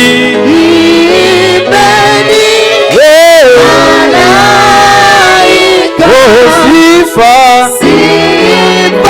za Yesu Bwana, peke limetukuka jina lake. Tuliona tamu jina la Yesu Kristo Bwana. Tuna sifa mwenye kufa asishindwe na kufa. Imbeni, malaika, sifa za Yesu Bwana, peke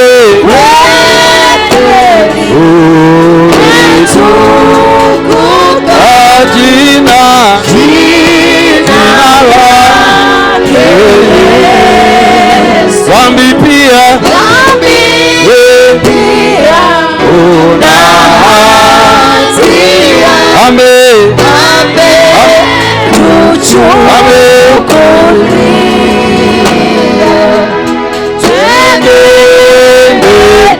Una amani hata kwake mbinguni. Imbeni, malaika,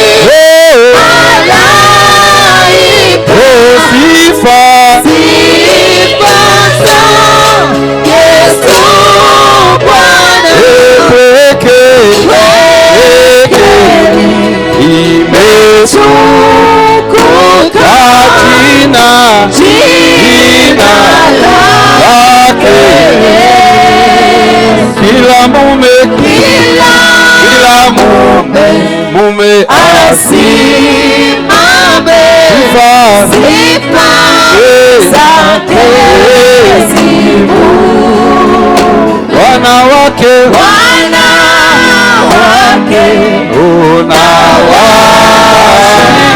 unawasha waje kwake,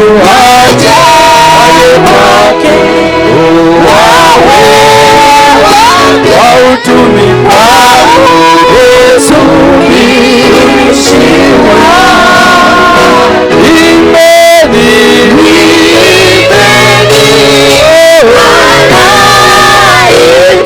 sifa Yesu Bwana pekee imetukuka jina lake Yesu. Tunapoenda kuomba, naomba uwe makini, lakini pia uwe serious, alafu pia usikilize kile ambacho nakuongoza kwa ajili ya kwenda kwenye hayo maombi.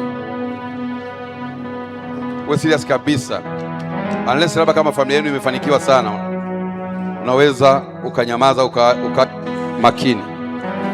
Lakini kama familia yenu ina teso fulani na Mungu amekuleta kwenye ibada ya leo hapa, ni kwamba Mungu amekuamini wewe, ndio maana umekuja hapa. Amen. Unaweza kufikiria kama ni jambo la kawaida, lakini ni Mungu amekuamini wewe kwamba huyu anaweza kasimama mahali palipobomoka. Na kuna neema ya kimungu ambayo Mungu atakuvuvia kwenye maombi haya.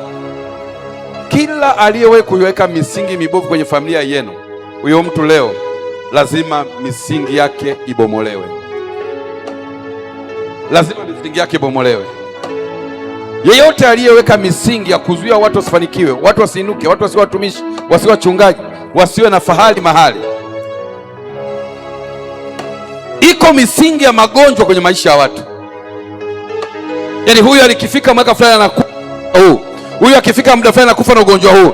Akifika mwaka fulani anakufa na ugonjwa huu. Misingi imewekwa na hao mababu.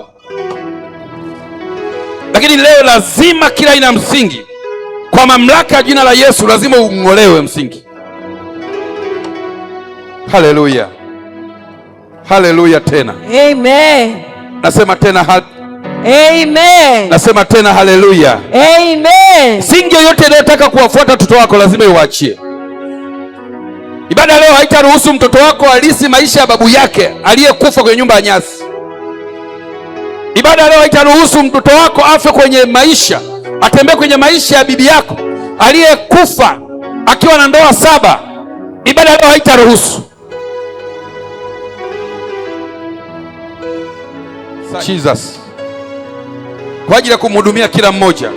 Roho Mtakatifu, wako wenye mawazo makubwa mahali hapa, wako wanaowazia familia vitu vikubwa, wako wanawaza maisha makubwa mahali, lakini wameshindwa kupita kwa sababu ya misingi waliokaa kwa hiyo misingi. Lakini sasa ninapoongea, nguvu ya Mungu itashuka. Lile jiwe lililokuu walilolikataa waashi ndilo litakalokuwa jiwe kuu la pembeni kwenye ibada ya leo. Haleluya. Kila aina ya jiwe lililojenga msingi wa maisha yako leo litapondwa na jiwe kuu la pembeni. Litapondwa, litaangushwa. Kila msingi utaanguka. Msingi wa kutokuolewa utaanguka. Msingi wa kutokuoa utaanguka. Msingi wa kuwa maskini utaanguka. Msingi wa kutokuwa na biashara utaanguka. Msingi wa kutokuwa na kazi utaanguka. Msingi wa kutokuwa na mema utaanguka. Kila aina ya msingi utaanguka katika jina la Yesu Kristo. Jina la Yesu Kristo. Funga macho yako, funika macho yako. Funika macho yako. Hiyo kwa chini sana. Funga tu macho yako. Nyosha tu mikono yako juu. Mungu amekuchagua wewe. Na Mungu anakupenda wewe. Na Mungu anakuchagua wewe kwamba wewe ndio unayestahili wewe.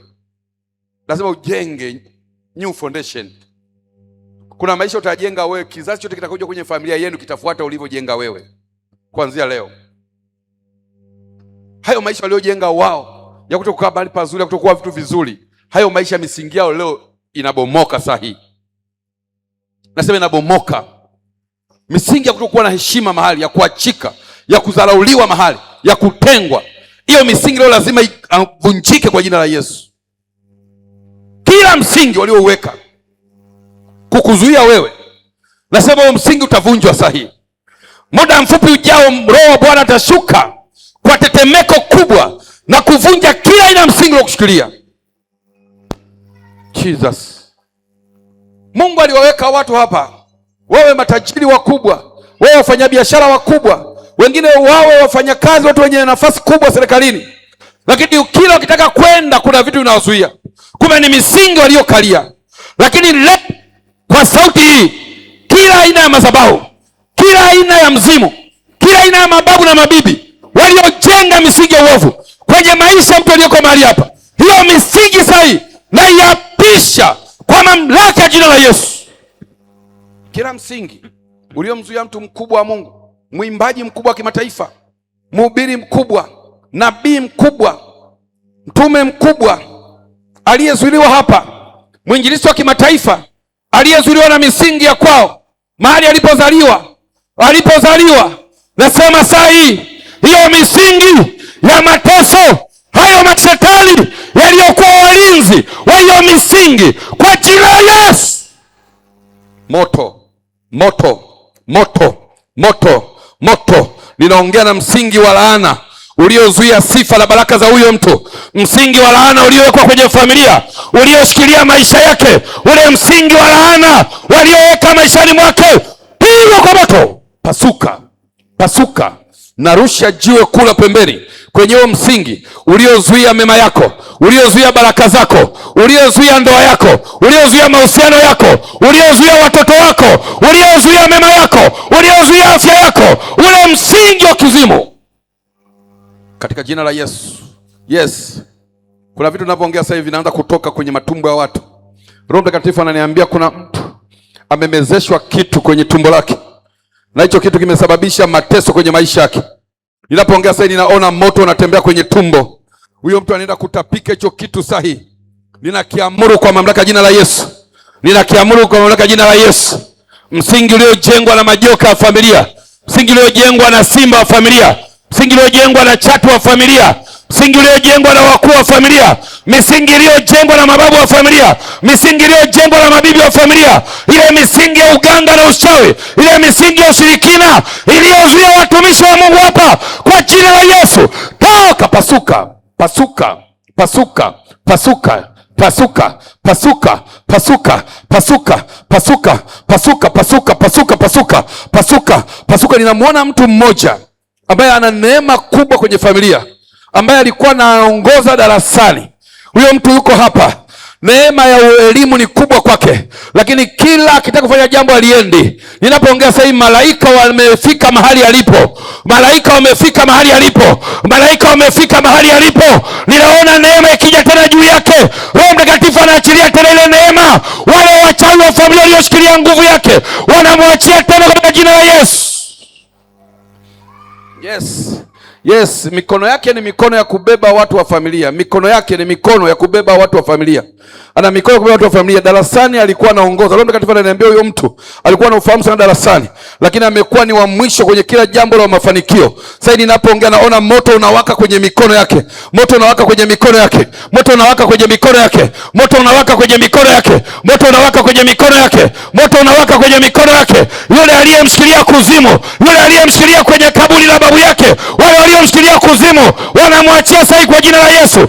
Toka, achia. Achia neema iliyoko ndani yake. Achia laka neema iliyoko ndani yake. Achia laka neema iliyoko ndani yake. Yes. Yes. Yes. Yes. Sema pamoja nami, Yesu. Yesu. Kwa nguvu tena, Yesu. Yesu. Kwa nguvu tena, Yesu. Yesu. Sahi. Sahi. Kila msingi kila msingi ulioshika, uliozuia maisha yangu, ninaubomoa, ninauharibu, ninaubomoa kila msingi ulioshikilia maisha yangu, unabomoka kila msingi ulioshikilia watoto wangu, unabomoka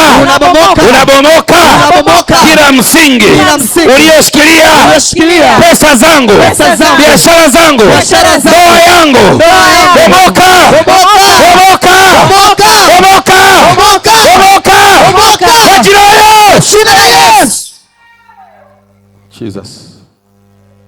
Kaa kimya tu hivyo, utaona tetemeko linakuja kwenye miguu na mikono yako. Mungu anaenda kukufungua katikati ya watu wabaya walioshika nguvu na nyota yako, watu wote waliochukuliwa nyota na wanaume walioiba nyota zao, wanaume mlioiba nyota za hao wafalme, wanaume mlioiba nyota zao. Kwa nini mmechukua nyota zao hao? Kwa nini mmechukua nyota zao? Naongea na wewe mwanaume uliyechukua nyota yake, wewe uliyeiba nyota yake, wewe uliyekamata nyota yake, nyota ya biashara iliyochukuliwa, nyota ya utumishi, nyota ya utumishi iliyochukuliwa, nyota ya utumishi, nyota ya utumishi. Ninaona misingi kibomoka, misingi inabomoka, misingi ya mababu inabomoka, misingi inabomoka ya mababu, misingi ya mababu inabomoka, wa uganga, misingi ya uganga inabomoka, mikoba ya uganga inabomoka kwa jina la Yesu, kwa damu ya Yesu. Kila msingi unabomoka, kila msingi unabomoka, kila msingi unabomoka, kila msingi unabomoka, kila msingi unabomoka, ulioshikilia nguvu yako, ulioshikilia mikono yako, ulioshikilia baraka zako, kila msingi unabomoka. Ule mkoba wa uchawi, ule mkoba wa uganga uliowekwa kwenye nola uliopozaliwa, ule mkoba unaungua moto unashuka katika jina la Yesu, katika jina la Yesu. Kila msingi waliokuzuia, walioshindana na ukuu wako, wanakuachia sahihi. Walioshindana na ukuu wako wanakuachia sahihi. Kila aliyeshindana mema aliyoko ndani mwako, ile mizimu iliyofanikiwa, hautakuwa mtu mkubwa, hautakuwa kuthaminiwa. Ninaona misingi mipya ikijengwa sahihi, naona misingi mipya ikijengwa sahihi, naona misingi ya utajiri ikijengwa, naona misingi ya biashara ikijengwa. Touch! Jina la Yesu, jina la Yesu, jina la Yesu, jina la Yesu. Kuna misingi lazima iachie maisha yako, lazima iachie maisha yako. Kuna misingi lazima iachie maisha yako. Misingi ya bibi inavunjika, misingi ya bibi inavunjika, iliyozuia elimu yako, iliyozuia darasani, iliyoshindana wewe darasani. Yule bibi anayekuja kwenye shule leo anaungua moto, misingi yake inaungua moto, inaungua, inapigwa na moto, inaangukiwa na jiwe kula pembeni. Ile misingi iliyozuia msomi, misingi ya kuzimu. Mnamwachia huyu binti, ni msomi mkubwa, ni star. Kwa nini mmemzuia star? Kwa nini mmemzuia star? Umeshindana na elimu yake. Leo nakupasua wewe bibi, nakupasua wewe bibi, unayempeleka kwenye makaburi yenu, unayempeleka kwenye njia panda, unayemwogesha maji usiku, unaungua kwa moto katika jina la Yesu. Toka chini yake, piga huyo. Jesus. Kila msingi unakuachia, kila msingi unakuachia, kila msingi unabomoka. Waliojenga kwenye mema yako unabomoka, waliojenga kwenye baraka zako unabomoka, kila msingi unabomoka. Walioshikilia nguvu ya mema yako, ile misingi iliyoshikilia biashara yako inabomoka, wanaiachia sahihi. Mikono yako iliposhikiliwa inaachia sahihi, kwa moto, kwa moto, kwa moto, kwa moto, kwa moto, kwa moto, kwa moto. Go. Wewe kwa nini umemzuia huyo? Kwa nini umezuia nyota yake? Kwa nini umezuia pesa zake? Kwa nini umezuia baraka zake? Kwa nini umezuia baraka zake? Wewe unaungua moto, wewe unaungua moto, wewe bibi, wewe mwanamke unaungua moto. Touch! Kila misingi inang'oa misingi ya mateso, misingi ya kukataliwa. Roho ya kukataliwa iliyoko ndani yake inaondoka sasa. Roho ya kukataliwa inaondoka. Kila aliyewekea roho ya kukataliwa ndani yake anamwachia kwa jina la Yesu. Kila roho ya kukataliwa touch. Touch, go. Touch, go. Touch. Leo namwachia huyu binti. Kwa nini mmeshika nguvu yake ya elimu? Kwa nini mmeshika nguvu yake elimu? Naongea na wewe. Toka ndani yake. Toka ndani yake. Unamwachia, mnakufa leo. Ninawaua. Ninawaua wote, mmejenga misingi ya uovu. Hamtaki afanikiwe binti. Leo mnakufa kwa mamlaka jina la Yesu. Mmezuia nguvu yake ya kusoma. Umezuia nguvu yake ya kusoma. Leo nimekukamata wewe unayemtokea kwenye ndoto. Touch! Unaungua kwa moto. Yes, mnakufa wote. Wote mnakufa salama. Hamtakaa salama. Hautakaa salama. Hautakaa salama. Hautakaa salama. Shika moto, shika moto. Shika moto, shika moto. Umemweka kwenye poli, umemweka kwenye msitu, umemweka kwenye nyumba ya babu yake. Leo anaungua moto, anamwachia wote walioshikilia fahamu wake, walioshikilia elimu yake, waliokamata jina lake. Toka, achia kwa moto. Unamwachia huyo. Unamwachia kwa jina la Yesu. Go. Unamwachia kwa jina la Yesu. Unamwachia kwa jina la Yesu. Unamwachia kwa jina la Yesu. Kila aliyemshikilia mpopote, iwe ni kwenye mapoli na mashamba makubwa, ninaitoa miguu yake mlipomwekea. Naitoa miguu yake kwenye mapoli. Naitoa miguu yake kwenye mapoli. Wewe uliyemwekea kuzimu, umemweka chini ya ziwa. Leo anatoka ndani ya ziwa hilo. Leo anatoka ndani ya ziwa hilo. Umemweka kwenye maji marefu. Leo anatoka ndani ya maji hayo. Toka, achia kwa jina la Yesu. Kwa jina la Yesu. Kwa damu ya Yesu. Sema Yesu. Yesu. Kila aina ya msingi, kila aina ya msingi ulioshikilia maisha yangu, ulioshikilia maisha yangu, unaniachia leo. Unaniachia leo. Sema kila aina ya msingi, kila aina ya msingi uliozuia huduma yangu, uliozuia huduma yangu, unaniachia leo. Unaniachia leo. Sema ewe msingi, ewe msingi, mimi ni mtumishi, mimi ni mtumishi, mimi ni mwinjilisti, mimi ni mwinjilisti wa kimataifa, wa kimataifa. Kwa nini mnanizuia? Kwa nini mnanizuia? Mimi nimechaguliwa, mimi nimechaguliwa kwenye hii familia, kwenye hii familia. Mimi ndio mtumishi wenu, mimi ndio mtumishi. Kwa nini unawazuia? Kwa nini unazuia? Kwa nini unanizuia? Kwa nini unanizuia? Niachie. Kila msingi, kila msingi unapasuka, unapasuka, unapasuka, unapasuka, unapasuka, unapasuka. Ule misingi ya Freemason, ya devil worshiper, ya Freemason, ile misingi ya kuzimu, ya minara miwili, ya kuzimu, ile misingi ya uajenti wa kuzimu inapasuka, inapasuka, inapasuka, inapasuka, inapasuka, inapasuka,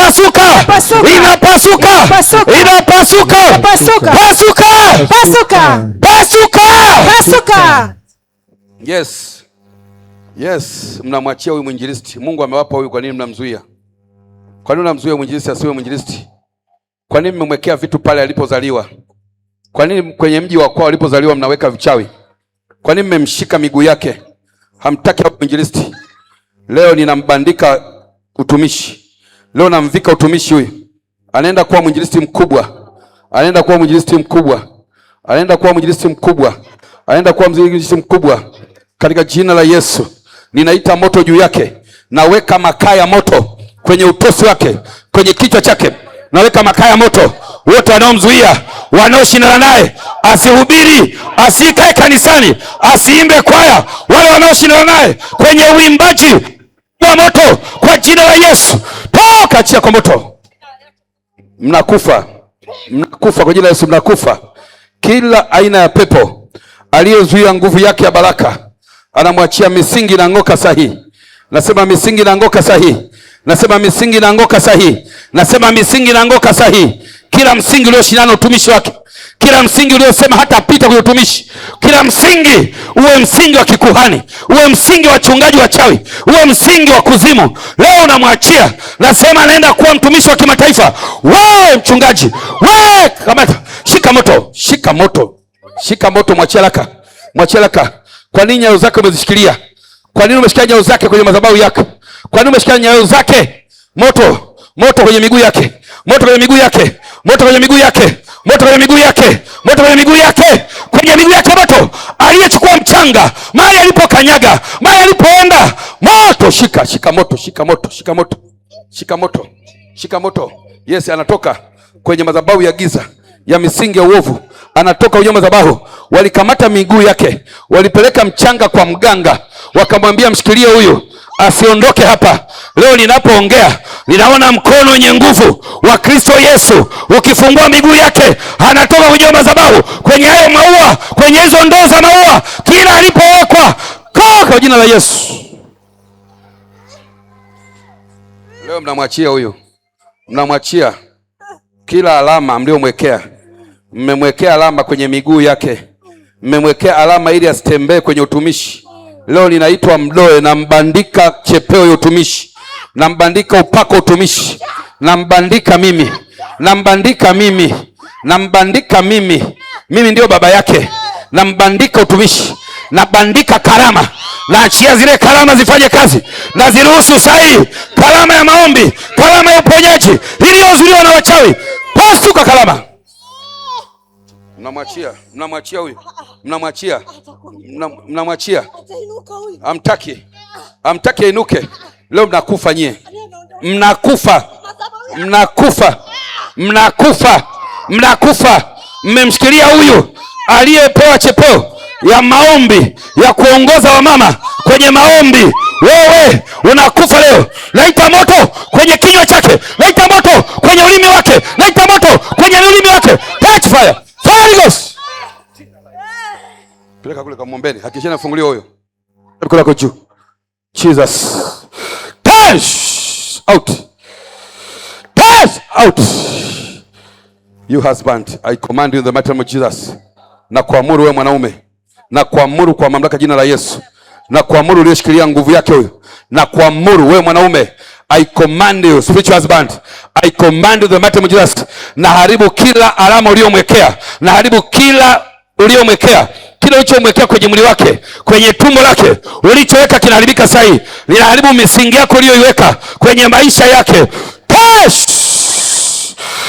Kachia kwa moto. Nakufa majoka, majoka ya familia, nyoka kubwa familia, mliokamata maisha yake, mliokamata maisha yake, majoka ya Kilimanjaro, ya kule milima ya Kilimanjaro, ya pale mlima Meru, ya pale mlima Kibo, yale majoka yaliyokamata nuru yake, yaliyokamata nyota yake, yule mwanaume anayetembea juu ya milima, leo anapigwa na moto. Pigwa kwa jina la Yesu. Leo unakufa wewe, leo unakufa wewe, leo unakufa uliyemshikilia huyu. Kwa nini umemshikilia huyu wakati huyu ni mama wa watoto wengi? Ni mama wa watoto wengi, tena watoto wakubwa wanaobadilisha mazingira ya mji.